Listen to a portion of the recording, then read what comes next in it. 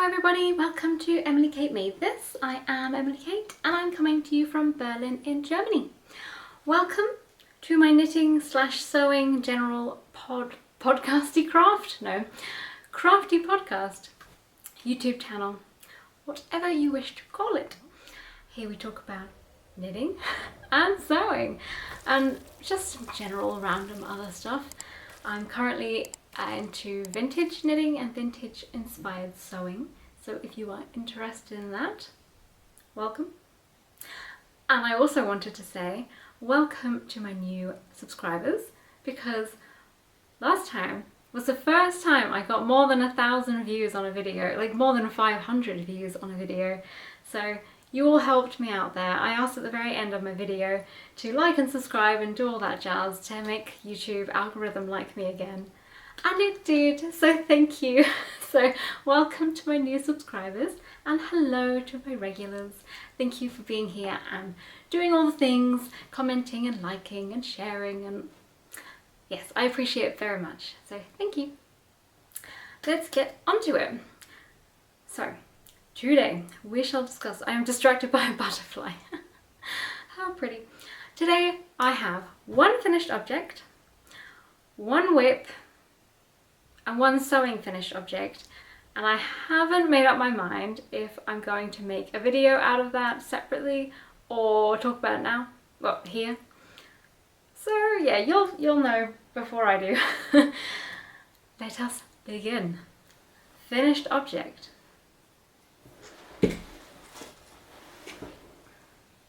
I have finished my husband's slippers. It does seem mad to me that I'm discussing and physically touching wool and slippers right now, because it's 33 degrees, it's not even 11 in the morning, I am melting. But I'm going by the weather app, it's going to be colder in Sweden. So we are going to Sweden in 2 weeks, and I wanted to make my husband some slippers. I made myself some, I will show you them again in a minute. And I was going to make him some matching, but I couldn't figure out the chart how to make it bigger. So I went with the Elve slippers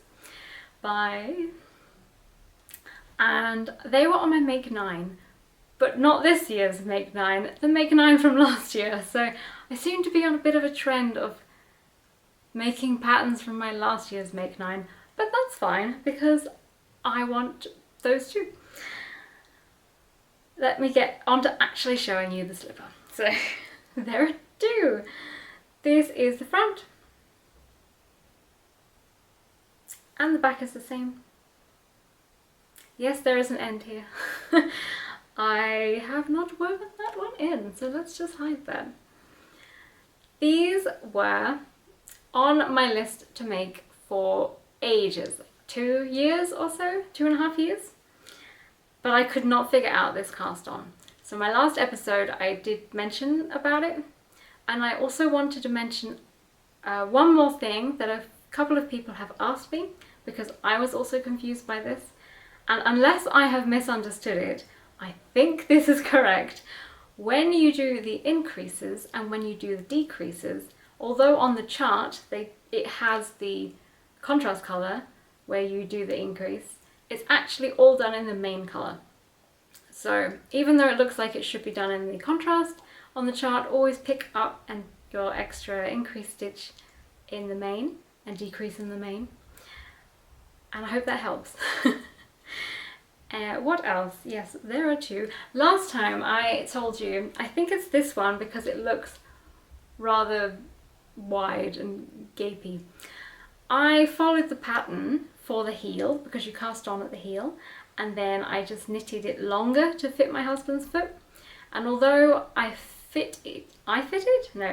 he fit into the slipper, this heel sat right at the base of his heel. It didn't cover it or do anything really. So I had to rip out the I-cord that I had done. I'm now wondering if I had actually realised this yet. Anyway, basically I added an extra inch or so. I went back, picked up the stitches, added an extra inch, and I did this cast off with an I-cord bind off, but it was really floppy and hanging over and looked terrible. I had gone up from 3.25, which is knitted on, and I'd gone up to a 4mm to bind off, and because there was an extra inch of fabric, I had picked up, say, 5 or so extra stitches on each side, but I didn't decrease them out because I thought that they would be too tight on his foot, because my ones are quite tight to get on and I wanted him to get his heel in. However, it was super easy for him to get his heel in and out, and it looked terrible. So I was nervous to rip out the I-cord and then realised it's very easy, you just pull and it undoes. Which then sent me into a complete flurry of panic because I hadn't actually put a rescue line in or picked up any stitches. So once I ripped it out and thought, oh, that was easy, I realised all my colour work was just on tender hooks there waiting to just fall. So I had to go through and quickly pick them all up. And then I bound off on 3.5mm and I went around and decreased out the extra stitches. So in the pattern you just pick up 1 extra stitch on each side of your normal stitch count here. Not whatever I had, 10 or 12. So I decreased them out, and surprise, surprise, it now fits. Yay! This one looks a bit weirder, I think because of all the mayhem I did. I don't really know, because this one looks a lot neater, and I cast this one on at the heel, knitted it longer because I already knew it had to be longer, and it came out a lot neater. But I think on his feet it's fine. It looks like I did 1 extra row on this one. So I'm desperately hoping if he does have 1 foot bigger than the other, then he wears this one on that foot, because I don't know how I did that. I write everything down, so I obviously just got carried away. But alas, they are done and they fit. I have not figured out how to put some kind of grip on them. He slides around the house like Tom Cruise in Top Gun? I don't know. There's a movie, he wears a shirt and slides through the hallway. My husband does that. Just slides around on his socks and his slippers and makes holes in them. So I'm very nervous that he will make holes in these, and he's very nervous that he will. I once received a wonderful gift from a friend's grandmother, and she had painted on something onto the base of her crocheted slippers. Were they crocheted? No, my husband had crocheted, I had knitted, and they were painted on so that you wouldn't make holes in them basically. But I don't want to paint over these because then you wouldn't see it. I thought it would be really easy to get some kind of patch, like a faux leather patch that you put on, but I've not found them anywhere, and I'm wondering, did I just make this up in my head? Do they not exist? Because every time I've searched for something kind of grippy, I've got those glue dots, like some kind of glue or some liquid that you make dots on. But I did that once to a different pair when I didn't know how to knit, but my mum made me some slippers and we stuck on all these dots, and it was so painful. It was like reflexology gone wrong on the floors. We don't have hardwood floors, but we have hard floors. Then there's no carpet, so it just presses into every single tiny bit of your foot, and it was really uncomfortable. And I don't want to do that again. So I don't know. There was something else, something like grippy dots or grippy something, but I could only get results from America, and it drives me mad that despite the fact I live in Germany, and if I'm not Googling something in Germany or England, it's probably Sweden or Denmark, because I happen to or the Netherlands. Most of the things I order are from those countries. And yet I constantly get results from America. And I don't live there, and I've never ordered there, and I don't buy anything. I don't know why, I just get American things, even though my Google is set up to search in Germany. But hey ho, hey ho. That was a random tangent. Basically, do any of you know anything I can stick on these, sew on them, apply to them in the next week and a half so that he doesn't make holes in them? It is the Novita 7 Brothers yarn. I have been informed that this yarn is a pretty decent workhorse style yarn, but this is a tencel blend, not nylon. I don't know if the people telling me that these are marvellous and will hold out, if they just meant the nylon version or if they also meant the tencel version. So yeah, I made my mum some socks and myself some socks with nettle yarn, like a nettle instead of nylon, and they got holes. Mine got holes really fast and hers got holes so, but she only wears them in a carpeted house at home in slippers, and they got holes. So I'm a little bit nervous about that. But hey, here they are, aren't they marvellous? I'm loving them. Do you want some float action? Let me show you some float action.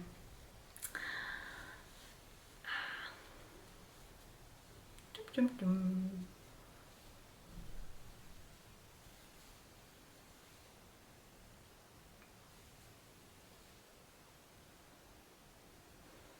Yay! And just for funsies, I'll show you my slippers again, just briefly, because I am so delighted that I finished them, both in time for Sweden. And I hadn't realised that they are knitted, they are created, they are designed by the same designer. So there we go, apparently. I unintentionally really like Swedish slipper designs from the Swedish designer.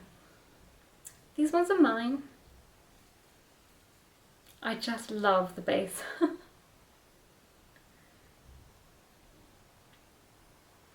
So now we have our slippers.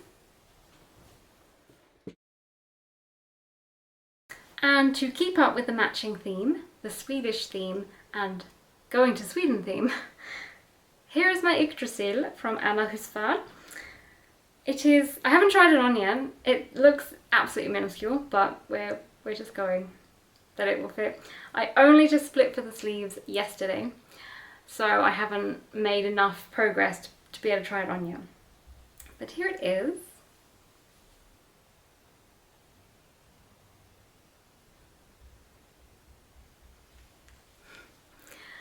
It will stretch, I'm sure. This is my Yggdrasil because my husband got the red one, and I wanted to make this pattern for myself originally, and then after lots of what do I do because I had messed up his other one, I just went with this pattern because I wanted to try it out, and then I didn't really want to stop, so I started my one basically. Well, I was going to say immediately afterwards, but it did take me a while. I was toying between several ideas and I finally settled on this one. And then the sewing bug bit me and I've basically knitted about 3 hours in the last week. And all of the knitting time the week before was finishing those slippers. So I haven't really had much time spent on this. The last time I spoke to you, I had done 16 rows out of 20, I think, and now I've done 22, so I've only done that many rows. Yeah, but I have 2 weeks, just under 2 weeks to get this finished, and if I don't finish it, I will take it with me to Sweden and finish it maybe there. I may bring some wool soap so I could potentially block it there. And I'm using, what am I using? Yarbo rust coloured wool with Knitting for Olive silk mohair in the burnt orange colour. And it's so hot, just touching this makes me sweat. I'm probably felting it just by my mere touch. So I will put this down, but I'm getting somewhere. Today, when it cools down a bit, I will work on this because I would really like to finish it. It's just I've been very distracted with sewing, which I will get onto. Hello, I am back. I look completely different because it's about a week later. I got interrupted when I was talking at the end of this video and I was in a complete stress tornado about my dress, and then I got interrupted, and it's been a week since I finished. It's been a week since that, and I never actually finished the video, so hello, I'm here again. I will have some tea, I will update you a little bit, and then yeah. I went to a party of my husband's work colleague. Is that even English? Basically, I'm really tired, so if I can't put words together, like apparently I can't, that is why. I'm not used to going to bed after midnight, so I need sleep. But instead, I shall talk to you. So, when I was talking to you last time about my Yggdrasil, I had just, I think,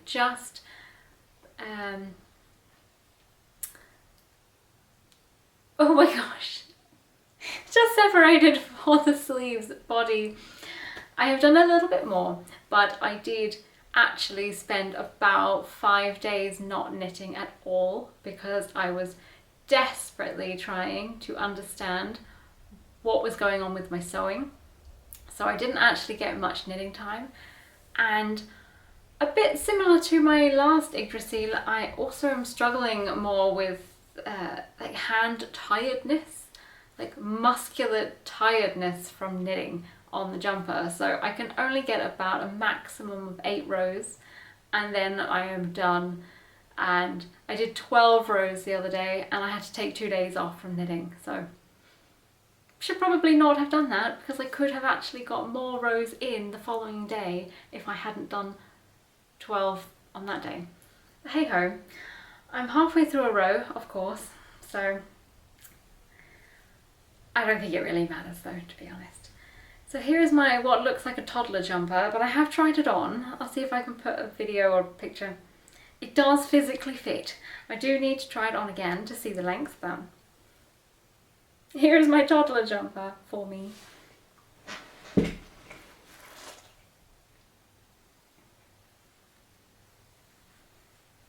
It is supposed to be negative ease, and I would say this is going to be negative ease, although I am doing the size 2.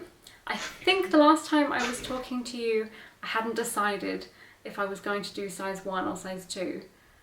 And I was knitting size 1, like my intention was to do size 1 because I'm adding mohair, and I thought that it would make the jumper a bit just slightly bigger. But my gauge is exactly the same with mohair as it was without mohair, which is strange. So I went with size 2, which is supposed to give a 33-inch finished bust, which I can't remember. I'll see if I remember to put in what that is in centimeters. And I would say this is either that or 32 and a half, but it does fit. I had the intention to make it much longer because in the pattern it's only about 5 inches or 12 centimeters, I think. But I do want it longer, and I had actually intended to make it a lot longer, but I didn't buy that much yarn. So I did buy 4 skeins of the Svensk Ull, and I believe the pattern just says 4-3, but obviously if the pattern is 12 centimeters and I'm making it more like, I don't know, 30 centimeters, I will need a lot more yarn. And I may have enough of the Svensk Ull, but I didn't buy that much.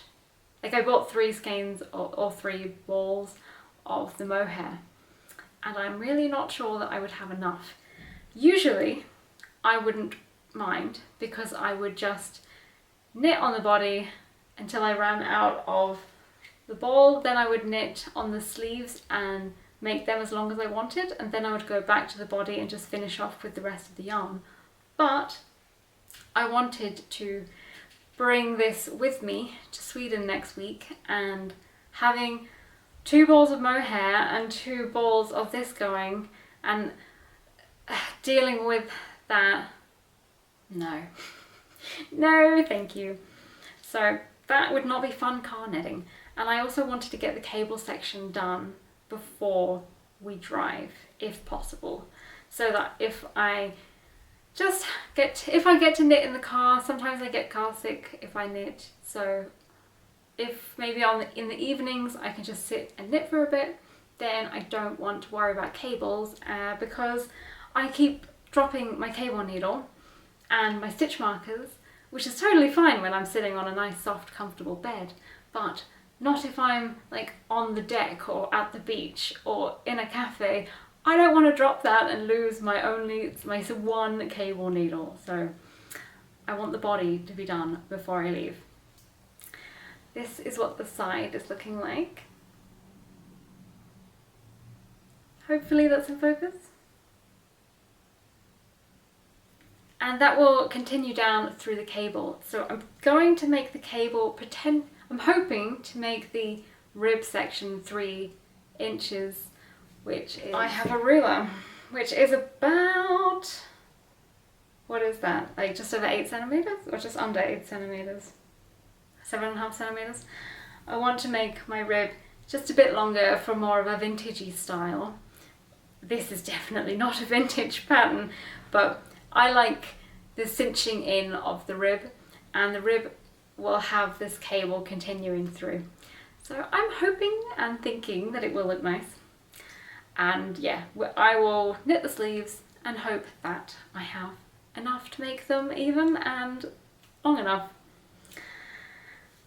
So there's an update on my Yggdrasil, because I hadn't got that far last time. I can only manage about 8 rows, so I don't know that I will even finish this by the end of the week, but I really hope that I have finished the body by the end of the week. And by the time I'm back from Sweden, I might have 2 sleeves. Who knows? That is literally all the knitting I have done. Like that's it. Everything else has been sewing. I don't know if what editing me will do, because I don't know if I'm going to split what I'm about to say, or if I would say this before I add in the sewing section.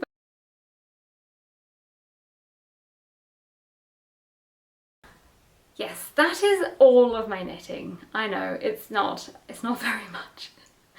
I've been just so, I want to say so many words, inspired, stressed, agitated, excited about some sewing projects, and knitting hasn't really been on the forefront of my mind because it's been really warm, and it just, mohair and Swedish wool together equals sweaty hands, and you can't sit outside and because it's too hot, and when you sit inside it's too hot. What is it? It's 27 degrees in this room right now, which is a bit warm to knit on. I'll get some tea.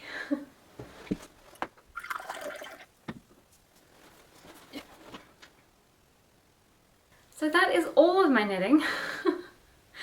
I have a lot of things planned, but I also know that I have to make Christmas stuff, and I should probably start that before casting on more jumpers and doing all the things. So I have to sit down and really plan who I want to make stuff for, what I want to make them, and how long I think it might take. My mum is coming to visit in November, so it has to be done by November so she can bring it back in the suitcase. So we are going to talk sewing. I know that lots of people don't really stick around for the sewing, and I find this mad because sewing is interesting. It's fine. If you're not into sewing, it's fine. But when I do separate sewing YouTube episodes, they don't get so many views, So it's not, I know it's not all about the views, but when you put in so much effort into making a video and then it doesn't get shown because the YouTube algorithm only wants to show one niche, like one thing. If I talked about gardening, it'd also stress out because it's not knitting. Knitting is the only thing that YouTube algorithm wants to push out. But I also sew, and I want to talk about that. So I'm going to squeeze it in here because I also have some questions, and you may be able to help because I know lots of you are into sewing. I have been on a sewing mission. I want to make some really nice things to wear in Sweden. So in general, in life, but Sweden's like I have a goal to work towards. And I want to make things that all go together and all look marvellous, and yet, I love to buy all the things that do not match. So I am working on that. But I want to make vintage inspired clothing. And I'm having a little bit of a tough time because I have images in my head and I have some patterns, but I wish I had gone to tailoring school or become a seamstress or something, because there's so much maths and geometry and it's really interesting, and I think that I'm understanding it when I watch a YouTube, and I spent the last 2 days trying to figure something out, and when I sit there in front of my pattern, either my pattern pieces or the garment, I can't put the information that I just learned into that. I can't see what they see on the videos. And I have made this dress and I'm really happy with it, except for one thing, and I can't figure out what the problem is. So I shall send you on a journey through this dress, and then I will see you at the end.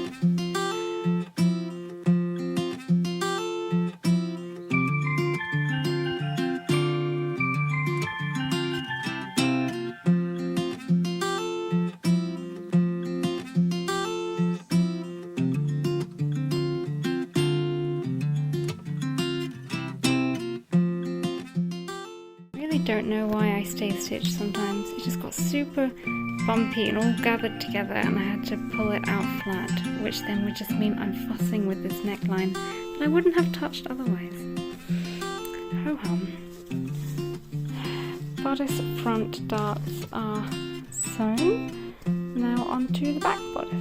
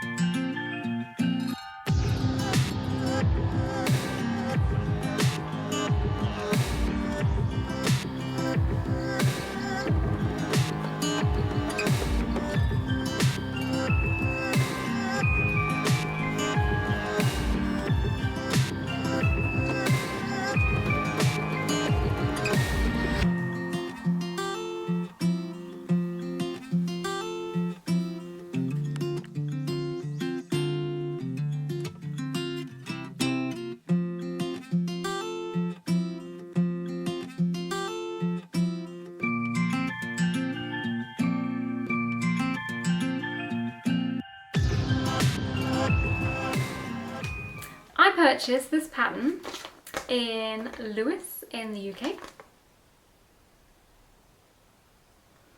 And if you have watched my sewing YouTube videos before, I made a pinafore dress based off of this one. I took the bodice from this one. And I wanted to make it with sleeves and then realised you can't make a pinafore with sleeves because it doesn't, that's not how it works. I really want to make a dress that has sleeves because I want to be able to wear it in the autumn and in the winter and not have like a summer dress feel. And I just have this massive issue with sleeves. Whether I buy a dress in a shop with sleeves or a shirt or I make one, I have the same problem every time and I don't know what it is. Basically, I can make a garment and if I sit still, sit straight, sit down, stand up, it fits.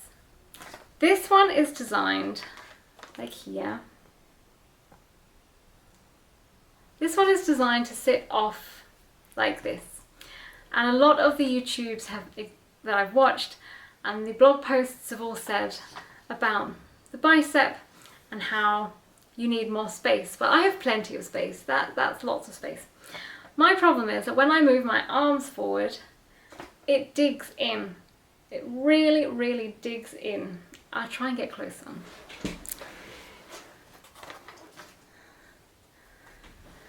So I personally don't see any obvious signs that this doesn't fit.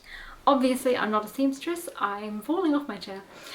I'm not a seamstress and I don't know everything you need to know. I'm self-taught, but going by YouTubers and blogs, you're supposed to look for these drag lines or bunching of fabric, and also take in mind you need some ease. So there will be some fabric. But I'm not seeing any visible signs that show me there's too much fabric or too little fabric when I'm just standing. I think it fits on my shoulder, I think. There is extra fabric for my arm movement.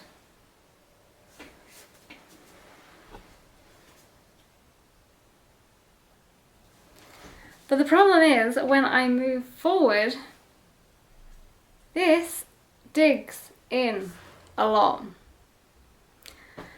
And it does pull on my back. If I use one arm, it's fine. One arm is fine. Both, then it's not so easy. I have measured my back and I've measured my pattern pieces and there should be plenty of room. So that's confusing. Basically I don't know. I don't know if I need to do a shoulder adjustment, if I need to do an arm's eye adjustment, if I need, I've measured the pattern pieces. You're supposed to have, you measure your bicep, then you measure your pattern piece and you make sure that that has 3 to 4 inches-ish. Basically, anywhere between 1 and 4 inches, depending on the pattern, of bicep ease, which I have. That's fine. This goes around and it all fits, and it fits with an extra inch or something ease. I'm not going to lift my armpit up because I'm really, really sweaty and hot, but it's quite high in my armpit, which helps with range of movement, because if you have a low sleeve down here, it actually kind of prevents your arm moving. So I would say the height is fine. I don't know. I thought maybe I need to do a wide back adjustment. Then I thought maybe a shoulder adjustment. Then I thought maybe, I need to change the sleeve length, the cap height length. But I don't know. I had this issue with the hinterland dress, but way more. That's almost unwearable. I actually have it in a pile to fix. I've got a mission. I'm going to attempt to add a gusset into the armpit and see if that helps with the range of movement and the issues. If it helps, then I know to do that on the next one of these. If it doesn't, I know it's not that. But it's really frustrating because this is a practice dress, because I want to make one for Sweden. I want to make one that's more autumnal, and I want to make one in linen, and I'm not comfortable enough to make it again knowing I haven't figured out this issue. But I'm running out of time. And I spent 2 days on YouTube and Google trying to figure it out. And I don't know. I don't know how to fix it. But the skirt I self-drafted. This is a circle skirt that I did all kinds of mayhem with.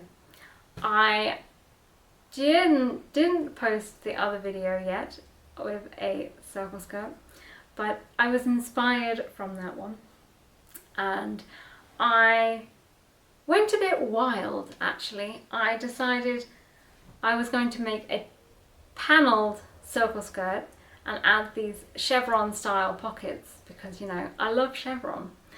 Pockets did come out enormous. They didn't quite come out the right size or shape. They only work when I wear my big poofy petticoat. Otherwise it just looks like really bizarre folds of fabric flopping around, but with a petticoat it's fine.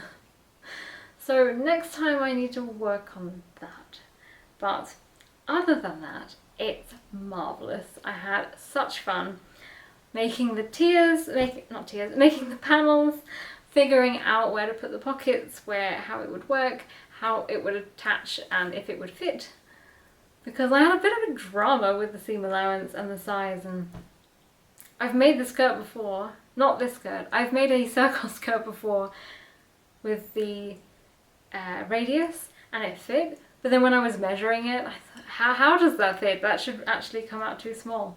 Basically, if you've been here before, I have lots of gauge and tension issues and I have lots of inabilities to measure properly, but we get there in the end. It's all fine. And it fits, and there's plenty of ease, and I can sit down and not suffocate from the tightness of my dress. And yes, this is like the birth of a new silhouette that I am working on, where I can have something that's fitted, but I'm not suffocating when I sit down. And that is lovely. I'm enjoying this. I have hopefully inserted some footage of this. I find it hilarious that my husband thinks I look too rich and too posh when I wear it, because this is literally a duvet, a faded duvet. When I put these two pieces together, I realised the pillowcase has been washed an awful lot more than the duvet. So this is a lot lighter than the rest of the dress, which is slightly annoying, and I only realised when I hung it up to check that the hem was relatively even, and then I noticed. But I am delighted with it.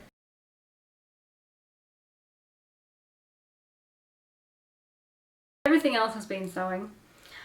I don't know what editing me will do, because I don't know if I'm going to split what I'm about to say, or if I would say this before I add in the sewing section. But I basically made a dress, and it was supposed to be a practice dress for a linen version, but I actually really love this another bed sheet. Yep.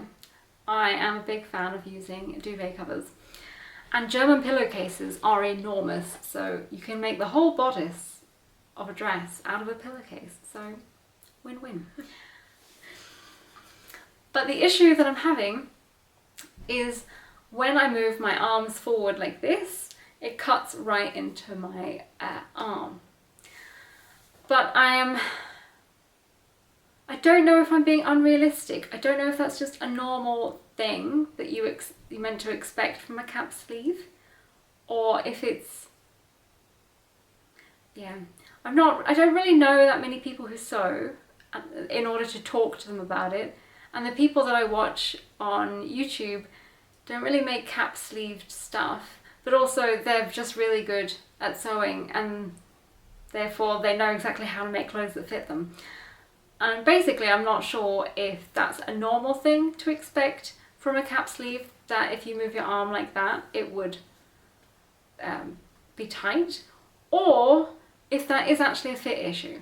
So I spent a very long time, an obscene amount of time actually, on YouTube and Google just Googling what the potential fit issues could be, I ended up spending 4 days. I gave myself a mouth ulcer from the stress of trying to figure it out, which is really ridiculous. And like, there are actual things in this world that should cause people stress, and that is not one of them. I say should cause people stress, that sounds bad.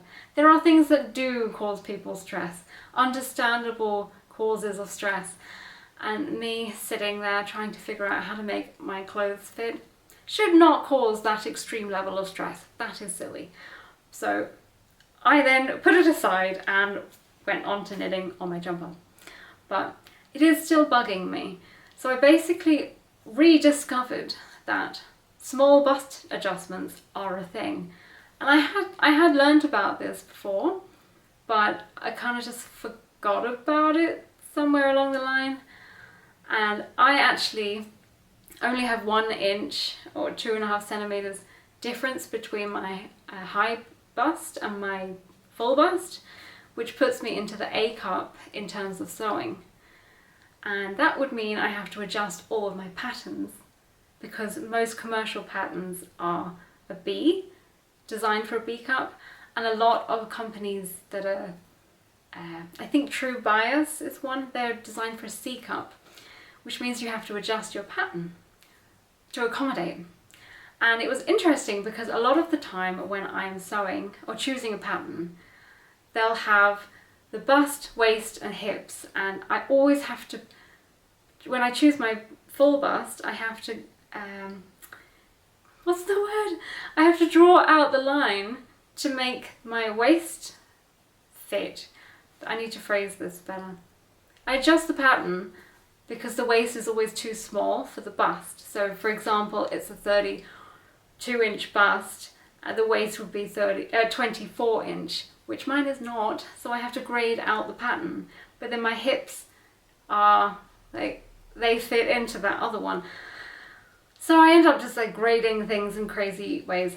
And I just learned that if you have to do that, you probably need small bust adjustment, because actually if you choose a pattern based on your high bust, then you usually go up some dress size, 1 or 2 dress sizes, and then everything else doesn't need adjusting so much, just the bust. But although this all sounded very promising, the dress I made seems like there's quite a lot of fabric at the back, especially at the neck, like it kind of sticks out. And I'm worried that if I do this small bust adjustment, I would have to go up 2 dress sizes in order to adjust the bust part. But I have some extra fabric here and extra fabric at the back. So if I go up a size, or up 2 sizes, I'll have more. So I don't know. Basically, I don't know. When I do this, it borrows fabric from the back. So it's really tight across the back of my dress. And that is something I've had in lots of patterns that I have made myself. And also if I buy clothes from a store, or if I pick them up in a charity shop, it will fit when I'm standing like this, and even when I'm sitting, if I lift up to drink my tea. But then the minute I want to move forward, or do this, the whole thing goes up, like the whole dress goes up, or shirt. It all sticks up like this. It's borrowing fabric from the back, it's cutting into my arms. And then I put my arms down and everything's fine. This is really annoying. It's very stressful because I don't know if I need a broad back adjustment or if I need a small bust adjustment. And I need to buy basically a whole bunch of cheap fabric, like muslin fabric, and test it all out. It's just, the point of buying bed sheets was so that I wouldn't have to spend money on brand new fabric and then basically get rid of it, like throw it away. Because if I have 6 bodices that I've been playing around and trying out, what do you do with a whole bunch of fabric that is made into a bodice that doesn't fit? I don't know. and then I'll have to store it all for future potential projects. Yeah, don't know. I suppose that's what you do when you sew. Store things for future projects. But it's kind of put me off because I could end up spending a lot of money on making bodices that I know won't fit. But hey. So yeah, sewing. Sewing is fun. No, honestly, sewing is fun. It's very interesting, and I really like having to use my brain in ways that I never actually had to before. I've never been very good with maths or numbers, but I never really had to use it for anything, and now I have to try and figure out how things work and the geometry of stuff, and it's just interesting. But yeah, it is stressful. I'd rather be figuring out all this stuff with the full knowledge that I was on the right path and not just guesstimating what I'm doing. I am running out of battery. I should delete some stuff. There we go, I've got 16 minutes left, so I will quickly just blab on a bit more. Maybe I'll edit this out, who knows. But I basically spent a long time looking up what could possibly be the cause of all the things. And when I was looking at the dress and when I recorded here, I said, I don't see any visible lines of anything that is too big or too small. But then when I watched back my video to check something, I don't remember what, I saw that there was quite a lot of fabric up here. But when you look at small bust adjustments, when you would need one, it's more like there's too much fabric at the bust and below, and I don't have too much fabric below or at the bust, just above. But then the shoulder line sits in the right place, so it's not like I need to adjust that. Ah! Are you still here? I wouldn't be surprised if you weren't. Am I talking to myself? So that is everything that I will talk about on this episode. I've posted 2 sewing episodes since I recorded this. And yeah, I don't know. I really enjoy making the videos and posting them, and I really enjoy, I know that a few of you really enjoy watching them, and I love that. So thank you very much for letting me know that you're watching them and enjoying them. My only concern is that they don't do very well, and then when I post a video, a sewing video, then I get like, I don't know, 30 views in 1 or 2 days, and then YouTube doesn't show it to anybody. And then when I post a knitting YouTube, which more people are interested in, it doesn't push it out to anyone because my last sewing or 2 sewing videos didn't do well, and then no one sees the video. So it kind of doesn't really help my channel if I post them, but equally I really enjoy making them and recording them and talking about it. So I don't know what to do with regards to the sewing, because I love watching sewing YouTubes, and I love talking about it and learning about it and meeting people that are also interested in it. But equally, if my subscribers are not interested in it, then why would I make them? Because no one's gonna watch them. I don't know. But it's also a little bit like Vlogmas. Not many people watch my Vlogmas, but the people that did, I really connected with, and I had a really nice time talking to the individuals, my individuals. And I met really nice people. So it is worth it. Like, numbers are not everything, basically. So yeah, I don't know, I'm speaking out loud, but I suppose I'm not sure how many sewing videos I will make if people aren't really interested, and if it damages my channel reputation. But we'll see, because I enjoy the conversations and the people that I meet doing it, so I hope you like rambly, because today's episode is a rambly one. I'm always here for the rambles. I love watching YouTubers that just talk, because it's like being at home. My mum's a big talker. So I like having YouTubers that just blab and blab at me. So if you're here, you are probably the same. So I will wrap that up there with my 12 minutes to go. And thank you very, very much for watching, and I hope that you have lots of knitting and crafting time ahead of you. And I will see you next time. Thanks, bye bye.